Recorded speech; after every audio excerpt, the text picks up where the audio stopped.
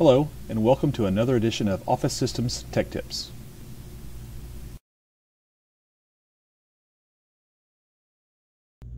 This is the procedure for replacing the color toner on a MPC 4503, which is also the same procedure for most of our newer color models. The first thing you'll do is open the front cover.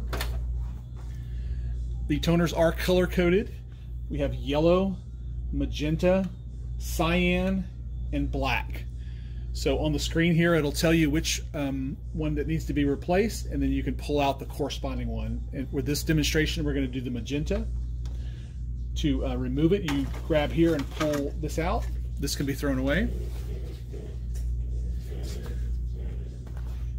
Get our new toner here. The new toner will come in a bag here. Just open the bag, pull that out. There's a black cap on the end here. You can unscrew that and throw it away. Line up the square section here with the square section here and slide it right in. Close the cover. The machine will detect that the new toner has been installed. If it does not detect it, please call. You may need some service.